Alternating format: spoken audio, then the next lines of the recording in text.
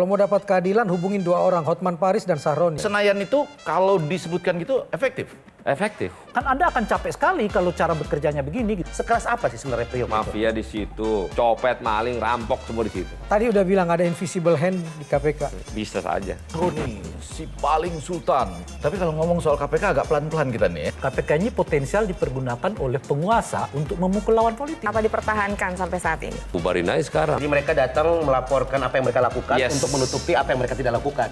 Ini Menteri Pendidikan kita kan begini-gini aja nih. Bahkan peta jalan pendidikan belum ada kan. Tapi kok nggak pernah bisa di-reshuffle ya? Iya. Menteri Pendidikannya juga harus disentil karena mereka menganggap ini hal biasa. Karena menterinya belum pernah jadi orang bawah. Dan nggak pernah gede di Republik ini.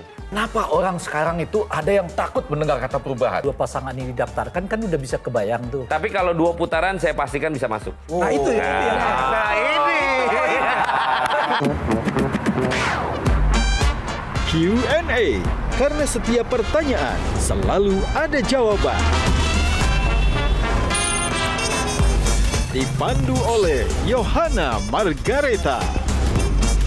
Dan panelis kita hari ini, Effendi Ghazali, Maman Suherman, Rai Rangkuti, Intan Saumadina, Gian Luigi,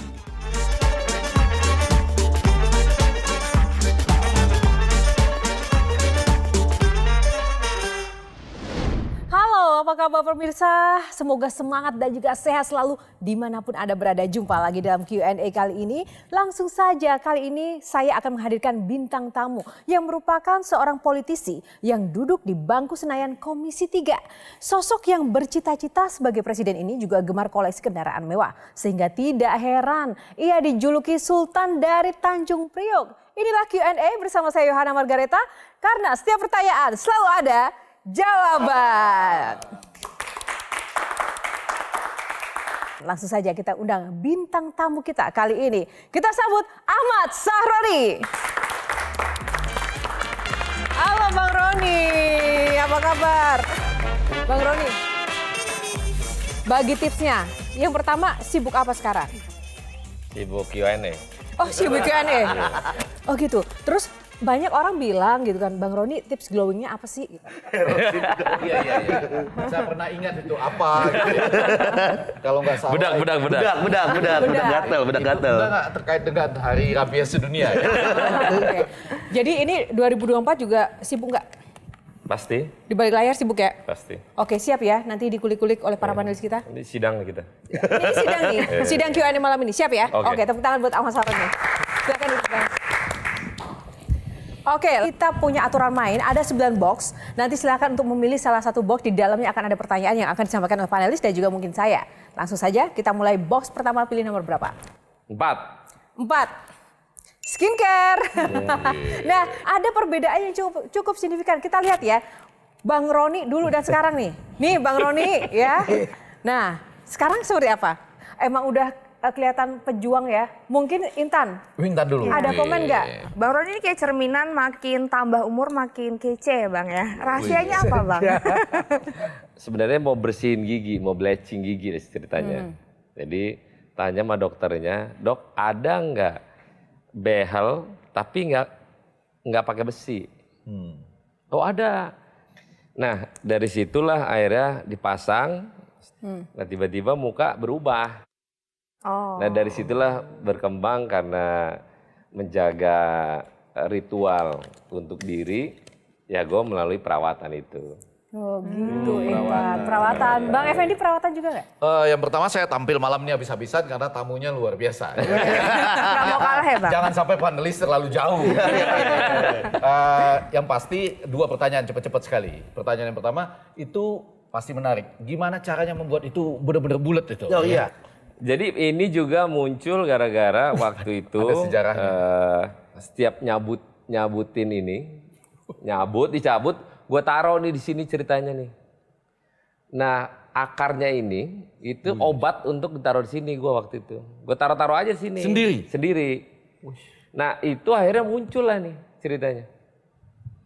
Jadi nggak ada ini dipasang, disulam nggak. Enggak ya. Kira-kira dalam bayangan Bang Saroni lebih mahal mana perawatannya skincare-nya Bang Saroni sama Intan? Kurang lebih. Mahalan gua kali. Kantongnya juga gede ya Bang. Jadi dalam sebulan itu habis berapa duit untuk menjaga penampilan? Ala Sahroni. Ya 200 juta kali. 200 juta. Wow. Oke, gimana Gian? Tapi emang sepenting itu penampilan untuk Bang Syaroni. Karena sering muncul di TV, jadi di undang-undang kan harus penampilan gitu. Bang Ray kenapa langsung kayak kucek-kucek mata gitu? Modalnya beda soalnya. Kalau Kang Maman? Kalau usia 35 kita mungkin ya. Oh, kalau usia kita masih 35, ya. kita habis-habisan juga. Bisa, Oke. karena bisa jadi calon presiden toh. Top. Ya, Kang Maman. Aku ingin mendalami itu. Dengan 200 juta tuh Bang Saroni seperti tetap di 2013 ketika usia 35 tahun. Jadi ngomong 35 kayak agak sensitif. Dari tadi Kan Bang. di usia itu jadi anggota DPR kan 35 kan? Tahun 2013 30 Kurang 77, iya, 35. 35. Wih, pas bener. Ya Allah. Dan terus bertahan di wajah itu. Enggak, sebenarnya gini kan situasional menjaga ritual badan gue sendiri ini sebenarnya satu kebanyakan lihat Instagram kali ya. Lihat pengen pakai ini bagus, pakai ini gue bagus nggak gitu. Nah itu merawat karena agar kita fit terus sama olahraga gue golf sama sepeda. Nah menjaga itu sebenarnya. Oke, itu pemanasan di awal dengan skincare ala Sahroni. Sekarang box nomor berapa yang kedua? 1. Box nomor 1. Kita buka. Wih, 1 langsung Senayan. Oke, ngomong-ngomong soal Senayan karena tadi Bang Ray belum menyuarakan suaranya. Giliran Bang Ray yang pertama. Silakan. Iya Bung, jadi saya coba ulek-ulek ya ininya di Mr. Google tentu saja ya. Saya kutip ini, Bung ini kelihatan lebih banyak berbicara tentang keamanan dibandingkan dengan komisi Anda di komisi 3 gitu. Jadi oleh karena itu yang terbayang oleh saya itu kalau nggak teliti, Anda di komisi 1 bukan di komisi 3 gitu. Mengapa bisa begitu banyak ide tentang polisi, ini macam-macam, tapi hampir jarang saya temukan Anda berbicara soal perpajakan, perbankan, keuangan daerah, macam-macam dan seterusnya itu. Komisi 3 membawahi 1 polisi, KPK, Kumham, Komisi Yudisial, PPATK. Nah, ritual yang gue jalanin adalah ritual bagaimana orang mencari keadilan, yaitu kepolisian pasti. Kenapa? Karena Republik ini banyak sekali dinamika, hal-hal terjadi, perkara yang no viral, no justice. Nah, maka itu kita nggak bisa hindari. Dan saya menyampaikan itu langsung ke Pak Kapolri, tolong bantuan atensinya, kalau saya sudah posting, tolong anak buahnya secara otomatis apa yang saya posting tolong kerjain. Tapi artinya Senayan itu kalau disebutkan gitu efektif? Efektif. Efektif. Iya, cuman kalau saya lihat Bung, Anda bergerak dari isu ke isu, tapi tidak dalam rangkaian sistem. Tapi gini, kenapa saya laku ini secara natural? Karena saya melihat bahwa Republik ini memang harus viral dan harus dilakukan. Kalau enggak, ini negara rusak. Nah, tapi ya kenapa harus mengedepankan viral? Gini, kalau ngomong masalah hukum gak diandalkan, kalau tanpa sosial media, no way. Bohong. Kenapa hukumnya tidak diperbaiki dan dipertajam? Tapi kita harus pastikan bahwa urusan polisi ini lebih rentan, lebih gampang, lebih viral daripada urusan lain. Kan Anda akan capek sekali kalau cara bekerjanya begini gitu. Ini kasus laporkan. Tapi bagaimana caranya supaya ini jadi kultur di institusi Jadi sistem polisi? ya? Itu yang saya sebut. Karena gini, kalau tanpa pengawasan yang sebenarnya, kita akan dihantui dengan orang per orang yang masing-masing punya pemimpin yang beda-beda di daerah. Karena itu, sosial media penting untuk tetap mengawasi mereka, agar mereka tidak keluar jalur. Maksudnya Keadilan ditindaklanjuti ya, bukan ditindaklanjuti, Ya, tapi belum tentu dilakukan di level bawahnya. Itu mesti berantem dulu tuh. Nah terkadang mereka merasa apa yang dilakukan mereka benar, belum tentu benar sebenarnya. Tapi kan pandangan pandangan ahli hukum selalu mereka kan lu nggak tahu apa-apa, kan gue tahu yang tahu ini begini, tahu begini. Nah itulah perlunya pengawasan kita di Republik ini. Jangan. Oke, terima kasih. Oh, Setuju. Tadi udah bilang ada invisible hand di KPK. Dewas nggak pernah mengatakan tersandung juga kan ada invisible hand juga. Bisa saja. Bisa saja. Bisa saja. Bisa kan? saja. Sayang kalau akhirnya ada Dewas tapi Dewasnya tidak punya idealisme untuk Dan itu terjadi sekarang. terjadi. Oke.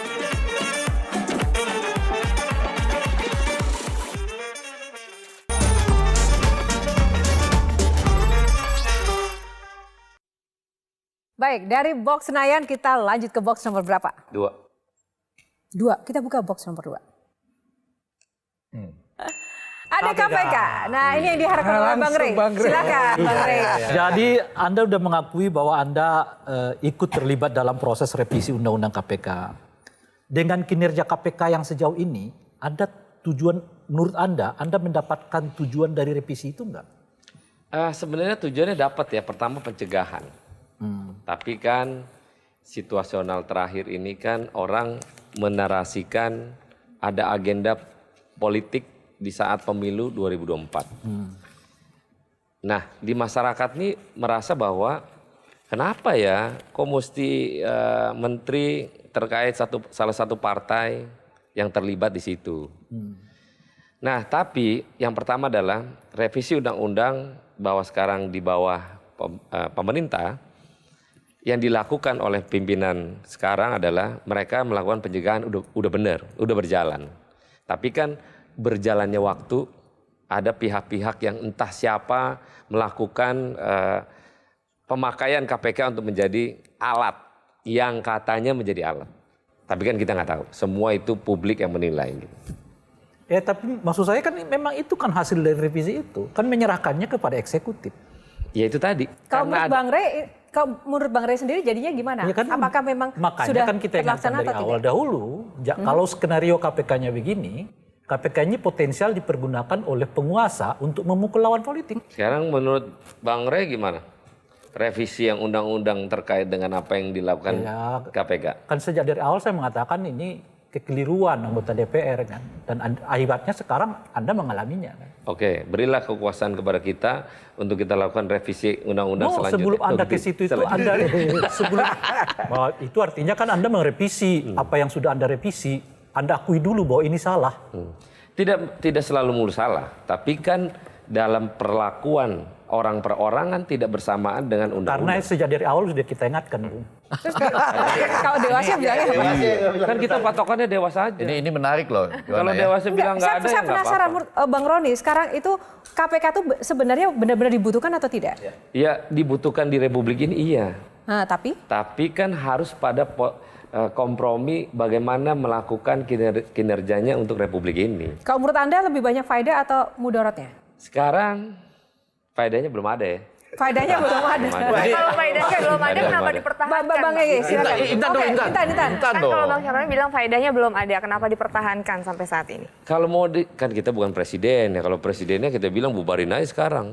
Oh, berarti Bang Syaroni berarti setuju, ya? Ya kalau saya presidennya Ya, loh. Kalau akhirnya pribadi. banyak ruang lingkup Bukan soal kejadian. itu presiden, soal menurut Anda tadi mengatakan ini udah kurang bermanfaat. Lah iya karena Lalu kalau itu tadi. kurang bermanfaat, ya membubarkannya itu presiden. Tapi Anda setuju nggak ini dibubarkan Ya itu dulu? tadi, kalau manfaatnya belum ada dan selalu mengatakan, kan kita bilang tadi, Dewasnya aja selalu bilang nggak pernah salah kok. Nah, Oke, Dian. dengan Gian dulu segala konflik yang terjadi, kita belum lihat nih KPK ini datang ke Senayan ke Komisi Bang Syaroni dipanggil belum ada nih. Oh dipanggil bukan datang. Dipanggil dulu baru datang. Udah dong kalau terkait dengan ini kan masa reses Ya, sekarang. ya. Sebelumnya mereka udah dipanggil setiap masa sidang pasti kita panggil semua mitra kerja. Apa penjelasan dari mereka, Bang? Penjelasan mereka setiap apa yang kita tanya tentang perkara mana aja yang tersangkut Ya. isu.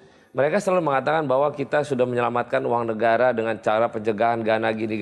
Itu yang dilakukan, itu dilaporkan. Jadi mereka datang melaporkan apa yang mereka lakukan Yes. untuk menutupi apa yang mereka tidak lakukan.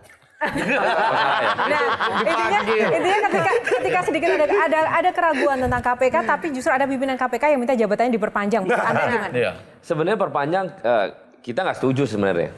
Maka itu dari awal kita bilang ini perpanjangan kalau urgent terkait dengan penyelenggaraan pemilu bersamaan masih nggak apa-apa. Tapi kan ini nggak ada. Pemilunya kan masih tahun depan. Sedangkan harusnya berlakunya Desember habis nih. Ini menarik Sedikit ya kalau terakhir. melihat ini kan gambar Sahroni, si paling sultan, gagah gitu ya. Tapi kalau ngomong soal KPK agak pelan-pelan kita nih ya, agak tenang pelan-pelan gitu ya. Nah kembali ke soal revisi dari revisi kalau harus dilakukan salah satunya belajar dari Georgia misalnya di Dewan Pengawas itu ada civil society loh, ada ICW, MAKI dan lain-lainnya. Apakah itu bisa jadi salah satu jalan keluar? Bisa kalau Dewasnya punya idealisme. Bukan, kan ada fakta sekarang ini di masa depan kalau ada revisi terhadap revisi untuk kebaikan kan nggak apa-apa. Bisa begitu nggak tuh? Bisa saja. Jadi di Dewas itu ada juga civil society gitu. yang Sangat memang bisa, selama ini semua punya gigi. memungkinkan. Iya kan? Tapi Bang Saroni, tadi udah bilang ada invisible hand di KPK. Dewas nggak pernah mengatakan tersandung juga karena ada invisible hand juga. Bisa saja. Bisa saja. Bisa saja. Bisa kan? saja. Sayang kalau akhirnya ada Dewas tapi Dewasnya tidak punya idealisme untuk Dan itu terjadi sekarang. terjadi. Dari 9 partai politik, ada nggak sih siapa yang kemudian bisa menyatukan, yuk mencapai tujuan bersama? Atau memang ya udah semuanya terserah kepentingan masing-masing? Kasihan rakyat dong. Kepentingan masing-masing nggak mungkin, kepentingan masing-masing bersama duduk untuk melakukan apa yang menjadikan kesepakatan. Itu kita duduk sama-sama. Dan sampai sekarang belum membuahkan hasil ya? Sama sekali. Nah. Ya kalau dibilang belum membuahkan hasil kan tidak bisa 100%. Oke. Sekarang kondisinya kita ini dalam rangka pemilu yang agak keras, yang panasnya luar biasa. Jadi masing-masing udah biarin aja dulu. Satu sama lain musuhan dulu sekarang nih. Nggak bisa sama sekarang. Nanti setelah Pilpres pemenangnya siapa, barulah bisa duduk sama-sama. Ayo kita duduk.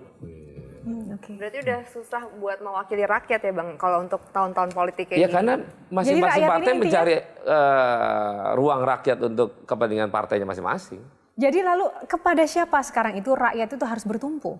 Ya kepada penguasa mestinya. Yang ini perlu diralat kalau perlu ya. Bahwa rakyat sekarang harus bergantung pada penguasa. Rakyat pada bergantung pada penguasa sebenarnya tidak. Ya. Tapi rakyat menyampaikan aspirasi itu kepada penguasa iya.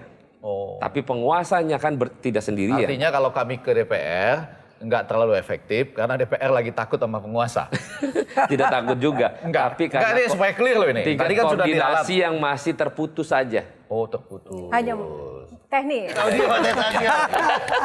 Ya. Oke, terima kasih untuk box kali ini. Itu tadi box KPK ya, sudah selesai. Semakin panas, box selanjutnya. Apakah 5. lebih panas atau adem nih? 3 dulu dong, baru 5. Oh 5, ini Priuk Bos. Ini Priuk Bos, karena ini Priuk Bos langsung saja saya kasih kepada jagoannya, Gian. Yang sama-sama punya kumis ya, Sama-sama punya kumis. kumisnya mirip. Tapi lebih perawatannya lebih mahal. Tapi kalau kita ngomongin Priuk Bang, bener gak sih Priuk itu sekeras itu? Sangat. Sekeras apa sih sebenarnya Priuk itu? Mafia di situ, bandar di situ, pelaku narkoba di situ, copet, maling, rampok semua di situ. Itulah Tanjung Priuk. Semua berkumpul di Semua situ. berkumpul di situ. Dan Bang Roni itu sempat juga banyak dituding mafia. Ini itu banyak banget. Oh Itu iya gimana? memang bener mafia? Memang mafia bisnis. Ya. Bukan mafia terkait dengan hal yang berbeda, tapi di kala itu harga minyak di Indonesia paling murah di dunia. Kita jual ke produk ke asing, ke kapal asing, itu harganya lumayan mahal. Harga kita beli harga resmi Pertamina 1.000 perak, kita jual 3.000, 4.000. Waktu dulu itu tidak terlarang. Tidak terlarang. Kalau Boleh. sekarang? Sekarang yang mana bisa harganya setara. Malah mahalan harga di sini. Yang pertama harga setara sama lebih mahal harga kita ya. Lebih mahal harga dibandingkan kita di dunia. Nah, hal-hal bisnis itulah yang kita lakukan. Kalau enggak mungkin. Berapa duit gaji anggota DPR? Cuman 80 juta. Perawatan 2 juta nggak mungkin. Wah, tekor ya Bang. Oke. Tekor Ya, 120 bohong ya. 120. Oke, Intan silakan. Tapi Bang Roni, aku penasaran, Bang Roni kan ini dulu pernah jadi supir ya, terus akhirnya sekarang sukses menjadi orang yang paling tajir lah. Nah dulu tuh akses untuk Bang Roni akhirnya bisa mendapatkan akses untuk usaha itu, punya ide, akses kan otomatis harus ada akses kan Bang kalau mau membangun usaha yang sebegitunya sampai ke kapal asing itu gimana sih Bang ceritanya? Jadi waktu itu bos gue itu nggak bisa nyupir. Gue supir di salah satu perusahaan di mana jual beli minyak itu. Jadi setiap jalan dia selalu kontak kepada siapa aja. Kan duduknya dia di depan, tidak di belakang. Jadi setiap komunikasi dengerin. Nah, pada saat dia mabok-mabokan malam, pulang pagi, ya kerjaannya ya gue yang kerjain. Jadi dikala dia tidur, nggak bangun ntar sore, setiap kerja jam 8, kita yang kerjain semua kerjaannya. Saya lah berhubungan dengan para pihak klien itu. Makanya perusahaan yang sekarang masih existing sama gue, minyak, itu perusahaan yang pernah gue kerja jadi supir. Nah akses itu yang dipakai. Kenapa akhirnya orang bingung, gimana cara lu bisa berduit begini? Ya itu akses tadi. Gara-gara supir tadi, ngerjain kerjaan supir, akhirnya orang klien nyuruh gue untuk udahlah perusahaan lu aja yang ambil. Nah, waktu diambil perusahaannya itu pakai perusahaan orang lain yang mau modalin. Itu pun gue kena tipu juga. Udah ngasih ruang untuk kerjaan, gue pelayanan, uang operasional dijadiin uang hutang. Kena juga masalahnya. Nah dari situlah akhirnya gue punya perusahaan sendiri dengan nama sendiri, tapi kliennya itu mereka percaya lebih kepada gue. Itu yang menarik loh. Di dunia ada anekdot khusus buat itu tuh, Gian Luigi ya. Jadi dia bekerja, Bang Saroni ini bekerja siang, ya kan? Karena yang punya perusahaan tidur. Nah kalau orang telepon dia dan dia nggak tahu, dia bilang, tunggu, saya tanyakan sama supir saya, gitu ya. yang sedang tidur, gitu ya. Itu fakta. Yang sedang tidur kan? Sekarang bos gue itu ngajar di salah satu STM di Cilincing, masih hidup orangnya. Masih hidup. Yang bos gedenya ada di Depok. Masih hidup semua orangnya. Ada satu orang yang untungnya udah meninggal. Karena dialah orang, untungnya udah meninggal. Karena dialah orang yang ngusir gue lagi duduk di ruang tamu. Di ruang kerja, diusir. Kamu nggak pantas duduk di sini, kamu di luar. Untungnya udah meninggal. Iya. Bukan saya Menggarisbawahi itu. Kang Maman silakan. Saya menggarisbawahi kalimat untung dia sudah meninggal. Begitu dendam ya Bang Saroni. Dendam, Pak. Itu Sakit hatinya dalam banget. mencederai banget gitu. Makanya sampai hari ini saya kepada semua orang, mau siapapun, saya akan menghargai dan respect kepada orang. Kecuali kepada orang yang karena kekayaan orang tuanya macam-macam dia Itu juga I nggak respect. Itu I nggak respect. Itu beda. Tapi kalau Itu mungkin beda. kalau positive thinkingnya tadi adalah kamu nggak cocok duduk di sini, kamu duduk di luar, itu maksudnya di DPR maksudnya sekarang. Itu positive thinkingnya. Tapi terakhir. Ini bisa menjadi pesan buat anak-anak muda di luar sana. Berarti masalah kaya dan miskin itu bukan masalah nasib, tapi masalah mental. Masalah mental. ada juga masalah keturunan. Saya ini tahu. Ya, gue sentil aja langsung lah. Menteri Pendidikannya juga harus disentil karena mereka menganggap ini hal biasa. Karena menterinya belum pernah jadi orang bawah.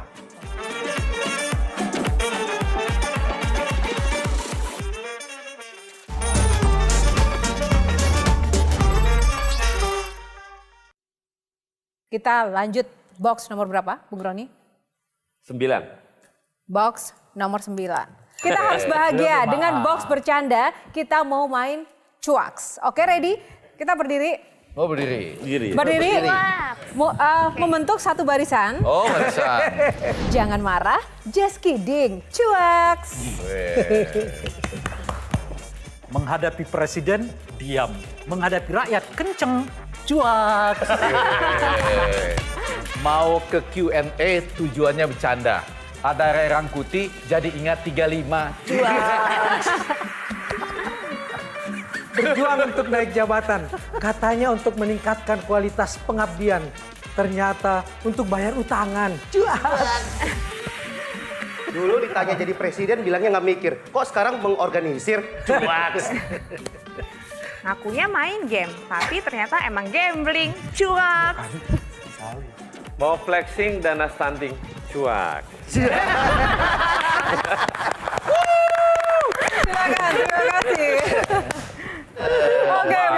para panelis dan bintang tamu. Kita buka lagi mystery box selanjutnya nomor berapa? Nomor 8. Nomor 8, kita buka box nomor 8. Pilih box lagi, lanjut Bang. Lanjut, pilih box nomor berapa lagi? 7. Oke, 7. Perubahan. Nah ini nih, apa yang dipikirkan oleh seorang Syahroni ketika mendengar kata perubahan? Perubahan itu kan bukan latar belakang karena sekarang aja kan, banyak perubahan-perubahan lain misalnya. Tapi ya semua orang pasti ingin perubahan lah. Semua orang pengen perubahan. Nah, kalau Bang Roni sendiri menginginkan perubahan yang seperti apa Bang yang terjadi di Indonesia ini nantinya? Ya perubahan kultur ya, kultur dan attitude. Kan tidak semua orang attitude-nya sama, cara komunikasinya sama. Yang sekarang tuh yang kita sedih adalah kita pengen tidak ada bullying lagi. Anak-anak ini kan pemimpin masa depan bangsanya kita. Kalau dari kecil membiasain dia membullying satu sama lain, maka dia dewasa, dia akan lakukan hal yang sama. Nah terutama, ya gue sentil aja langsung lah, Menteri Pendidikannya juga harus disentil karena mereka menganggap ini hal biasa. Karena menterinya belum pernah jadi orang bawah. Nah Menteri Pendidikan ini kan nggak pernah jadi orang bawah dan nggak pernah gede di Republik ini. Jadi ya situasionalnya itu, dia nggak pernah tahu perasaan di bawah. Lah kalau kita yang pernah jadi gembel, tahu perasaannya. Bawa ya. Itulah. Bung Effendi, menurut Anda gimana? Iya, sebelum sampai ke sana, saya tuh karena judulnya perubahan ya. Yang selalu berubah adalah perubahan. Yang tidak pernah berubah adalah perubahan, gitu ya. Kira-kira kenapa orang sekarang itu ada yang takut mendengar kata perubahan? Apakah karena kurang tidur atau kacang lupa kulitnya atau apa gitu?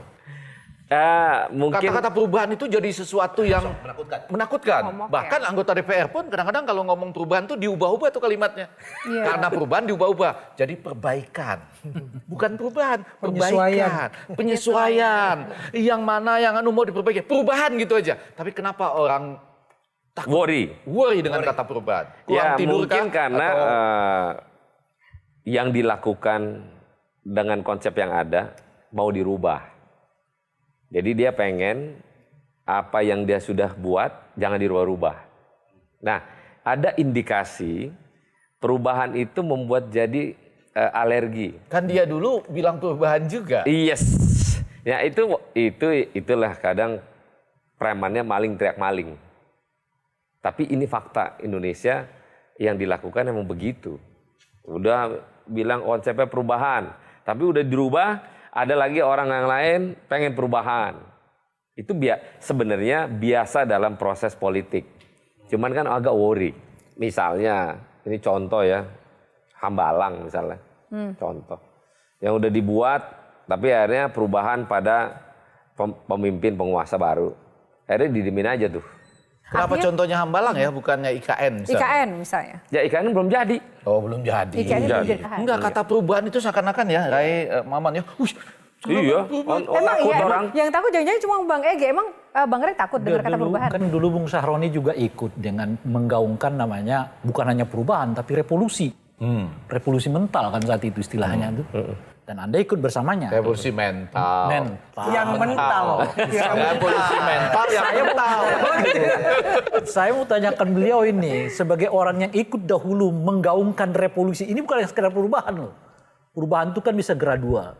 Tapi kalau revolusi itu cepat sekali. Dan memang berubah. Nah sejauh ini menurut Anda apa yang sudah terjadi dalam aspek mental itu tadi? Nah, ini mendekati Kalau saya buat skor lah dulu. Dari 1 sampai 5. Perubahan mentalitas bangsa kita ke arah yang Anda inginkan dulu itu di skor berapa?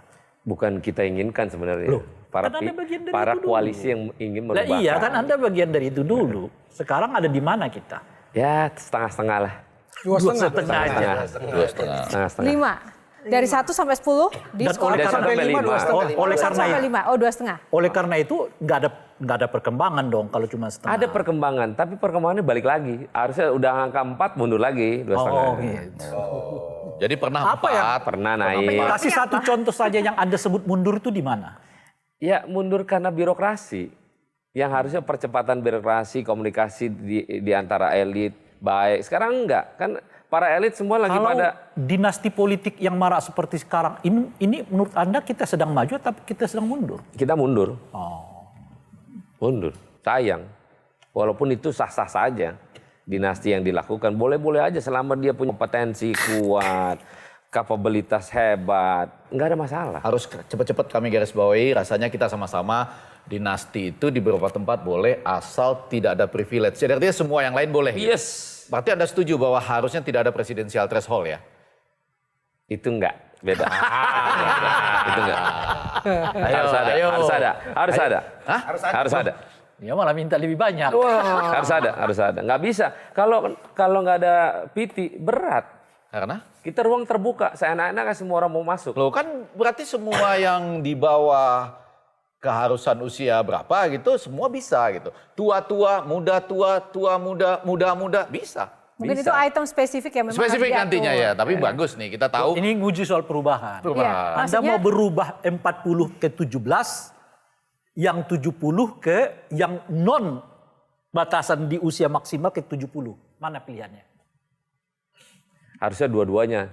Yes. Dibatas di bawah, dibatas di Ada atas. batas bawah, ada batas atas. Nggak bisa dong, Pilihannya- lu batas di bawah doang. Kalau ternyata di bawah, kalau di bawahnya ini mau diubah, Anda mau mintanya 35, 25 atau 17 sekalian. Di Ya, mana orang punya hak pilih sekaligus hak dipilih. Itu bisa terjadi. Kalau mau Bukan, ngomong pilihan Anda yang mana? Paling di bawah. Enggak.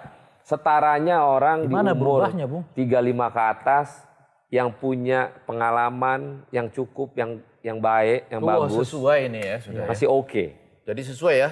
Jadi Boleh artinya- 35 asal memiliki pengalaman. Iya.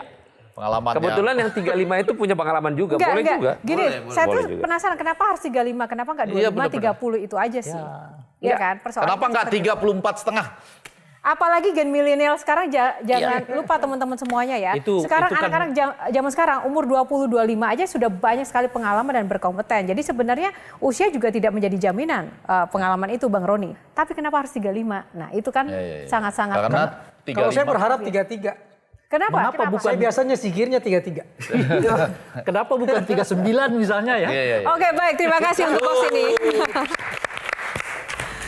Siapa yang menjamin 575 anggota DPR beserta menteri yang sekarang ini aman? Gak ada yang jamin.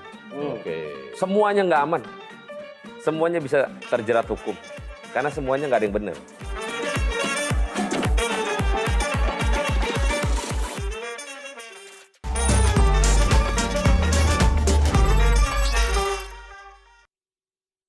Oke, kita masih ingin bermain angka, pilih box angka nomor berapa? Bung Roni. Tuh, tinggal 2 berarti ya. Ya. Iya. Ya, karena angka 3 komisi 3 ya terakhir aja lah angka 6 aja. 6 ya, oke kita buka. 3 tambah 3. 2004. Belum lolos 2024. dari masalah 2004, Bung Roni. 2024. Oke, silakan teman-teman ada yang penasaran? Itu Bentar, pertanyaan bentar. pertamanya adalah apakah Anda masih mencalekkan diri atau tidak? Kan itu Oke, silakan, Bang. 2024 kan? Itu pertanyaan Pasti, pertama. pasti. Sudah Masih, masuk. Masih di Sudah dapil Sudah, yang sudah. sama. Masih. Sudah DCT, sudah. Masih. Ya masih di dapil yang sama ya. Kalau boleh tahu sebetulnya saya tadi ingin tanyakan. Menurut Anda siapa penyumbang terbesar suara Anda di dalam setiap pemilihan ini? Masyarakat Jakarta Utara, Lah iya, oke ya background-nya apa itu? profesinya nggak bisa dideteksi ya, tapi kebanyakan ibu-ibu. Emak-emak. Fansnya ibu-ibu. Nah, ini ada hubungan dengan perawatan kalau itu ya. Karena perawatan. Anda pakai politik uang nggak? Politik uang enggak, tapi operasional untuk menjadi seorang politisi wajib. Kalau nggak mungkin lah. Ya. Sorry. Punya uang aja, maju sebagai caleg, belum tentu lolos. Apalagi nggak punya duit. Makin nggak lolos pasti.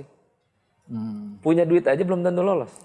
Gimana tanggapan Bung Roni ketika ada tokoh yang menyampaikan, nggak apa-apa terima aja uangnya, itu juga uang rakyat, tapi milihnya sesuai hati kalian. Itu menurut Anda gimana? Saya sering malah menyampaikan kepada masyarakat, siapapun yang masuk ke dah ini, jangan pernah ditolak. Amplopnya juga jangan pernah ditolak. Karena mereka mencoba untuk mendekatkan diri dan dipilih, itunya haknya mereka. Tapi jangan pernah menolak orang-orang yang datang beserta amplop dan sembakonya. Menurut Anda dipilih karena ide, kerja, prestasi Anda, atau karena uang transport yang Anda sebutkan itu tadi? Tidak semua uang menjadikan bagian untuk mereka memilih kita. setiap kompetisi dengan cara yang sama atau ada yang Dengan berbeda? yang cara yang sama mungkin lebih ringan untuk tidak memperkenalkan diri lebih jauh. Oke. Karena mereka udah kenal. Udah kena. Iya. Nah, yang awal nih seperti apa yang ngelakuin ya? Awal susah banget. Ada prosesnya ya? Ada prosesnya. Nggak tiba-tiba jadi ketua partai kan? Enggak.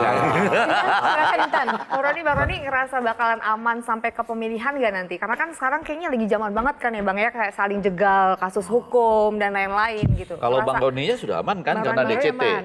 Ya. Siapa yang menjamin 575 anggota DPR beserta menteri yang sekarang ini aman? Nggak ada yang jamin. Oke. Semuanya nggak aman. Semuanya bisa terjerat hukum. Karena semuanya nggak ada yang benar. No way. Tidak ada yang benar. Semuanya nggak ada yang benar. Pelan-pelan. Oke, kita pelan-pelan ya. Nah, kalau saya tuh agak suka tenang-tenang, mencerap yang begini. Iya, ya. Semuanya nggak ada yang benar. Kenapa bisa begitu? Ya nggak ada yang memastikan kita benar, nggak ada. Saya masih tertarik dengan perubahan tadi. Saya berharap wakil-wakil saya mampu keresahannya terwujudkan. Tadi Bang Saroni sama dengan saya. Ini Menteri Pendidikan kita kan begini-gini aja nih. Bahkan peta jalan pendidikan belum ada kan. Tapi kok nggak pernah bisa di-reshuffle ya? Iya. Ya, itu Sementara- tadi invisible hand. Sementara isu untuk dia diganti itu sering Berkali-kali. terus menerus. Iya. Tapi bertahan terus. Bertahan. Lalu apa harapan saya yang bisa berikan kepada anggota DPR kalau ada menteri dengan kualitas Masalahnya menterinya bukan dipilih DPR, menterinya dipilih presiden. Jadi yang bertanggung jawab adalah presiden. dan DPR pun tidak bisa berbuat Nggak apa-apa. bisa. Tapi menarik, harusnya Menteri Pendidikan kita dibikin sistem, dikasih bintang ya. Kayak aplikasi yang dia bikin kan. Boleh, idenya benar. Dari beres Boleh, pendidikan, bagus. tolong ya Ya. bintang 5-nya. Enggak 1. Nggak minimal yang akan datang Menteri Pendidikan yang dari low level lah, yang tahu perasaan di bawah. Jadi benar memaknai bahwa pendidikan ini di Republik ini bukan hanya pendidikan luar negeri, pendidikan dalam negeri lah. Minimal itu. Tapi kan bisa melakukan itu kalau Anda menang Pilpres. Yes. Saya masih melihat bisa menang Pilpres kalau 2 putaran karena perpisahan Pak Jokowi dengan Pak Surya Paloh ini bisa bersatu lagi ketika 2 putaran. Sangat bisa. Sangat bisa kan? Tapi kalau 2 putaran saya pastikan bisa masuk. Nah itu yang Nah ini. Seperti ini. Menarik dia langsung. Ayo, yang Iya ya, Gian ya. Oke. ini bukan belak-belakan, plak-plakan. Belum yakin tapi 2 putaran pasti. Yakin masuknya. Itu hitung-hitungannya Itulah. bagaimana ya? Itulah bedanya anak priuk, Bos. Oke, lanjut kita buka box terakhir. Yes. Komisi 3, nomor 3, mimpi jadi presiden. Yes. Sejak kapan bercita-cita pengen jadi presiden? Sejak dulu. Kapan? Ya dulu, sejak dulu lah. Dari Sejak kecil? gembel lah. Dari? Ya sejak gembel. Oke, silakan Gian. Berarti kalau abang jadi presiden, Menteri Pendidikannya kayak gimana bang? Tuh kita cari yang terbaik. Cara yang terbaik. Terbaik. Ya. Udah ada nama Bang? Belum Ya kira-kira, kalau kira-kira jadi presiden sekarang, siapa yang kira-kira cocok jadi Menteri Pendidikan? Effendi Gojali. Effendi Ghazali. Silakan Bang Effendi. Itu termasuk cuak. Bang Ray, komentarnya gimana? Bang Ray tersenyum. melihat Saya jawaban bisa Bang Roni. memahami Bung Sahroni itu bermimpi. Karena betapapun Bung Sahroni itu si paling sultan, tapi sistem ini nggak memungkinkan dia ikut terlibat di dalam. Dia bukan darah biru politisi. Bapaknya nggak pernah jadi presiden. Iya kan? Oh jadi maksudnya Bang Ray, bapaknya presiden, anaknya bisa jadi. Oh, dengan mudah kalau sekarang ini Oke. kan. Ya. 2 hari aja jadi ketua partai bisa. Iya. Itulah namanya manusia. Apalagi kadang di yang atas lain ini ya. awal. Kedua, dia sendiri membuat sistem ini ribet. Kita minta usia 17 dia nggak setuju. Kita minta parliamentary threshold dihapuskan dia nggak setuju. Presidential threshold dia setuju. Ya Anda menciptakan memang jadi presiden itu mimpi bagi Anda gitu loh.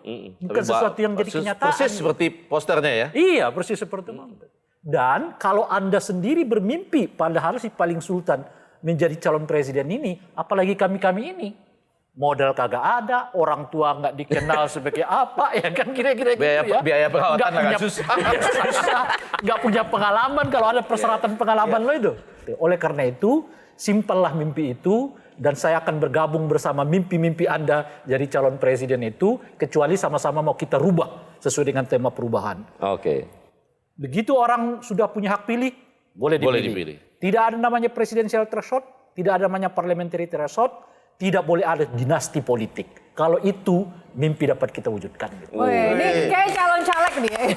Cocok nih. Saya kan? agak berbeda sedikit. Oke, silakan. Dinasti boleh aja, cuma semua setara. Jadi dinasti Prosesnya. bisa berhadapan dengan orang-orang hebat, Re. Ya kan? Tapi kalau dinasti tidak berhadapan dengan orang-orang hebat, cuma dia sendiri, udah pasti menang, Re. Cuak. Yang menjadikan Bu Roni dari nol sampai sekarang menjadi orang yang tangguh di setiap proses perjalanan hidup itu, siapa sih orang di balik layar yang paling berjasa menjadikan seorang Sahroni sampai sekarang? Emak saya. Ibu. Kami punya foto ibunda, boleh ditampilkan teman-teman? Nah, ini. Apa makna Loh, ibu? sampai hari ini saya belum pernah ketemu seorang sosok ayah.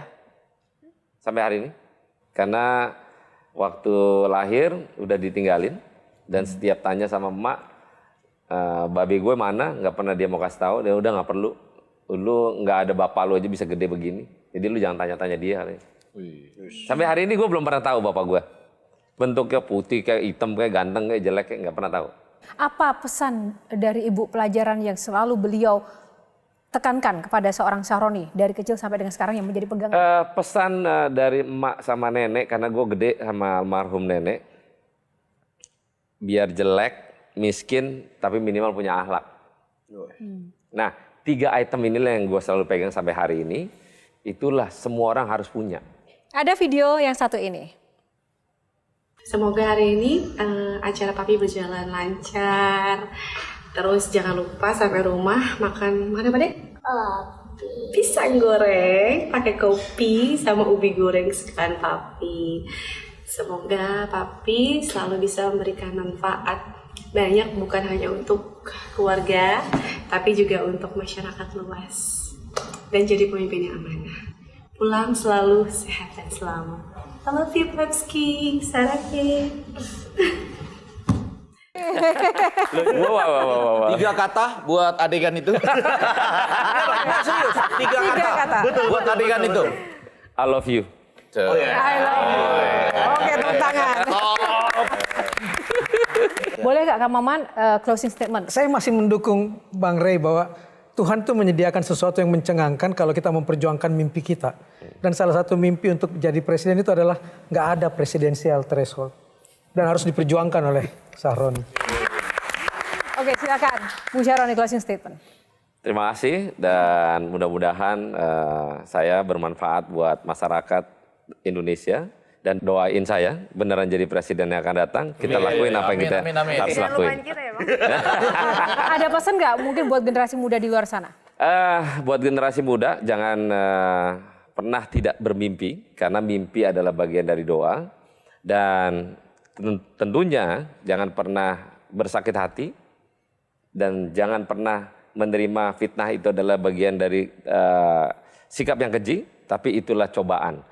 Ikhlas, jangan jahatin orang lain dan selalu sabar. Ya pemirsa, terima kasih di Q&A dan jangan lupa ya, saksikan Q&A di episode selanjutnya. Karena setiap pertanyaan selalu ada jawaban. Terima kasih. Thank you. Bu Roni, terima kasih. Silakan berjawaban.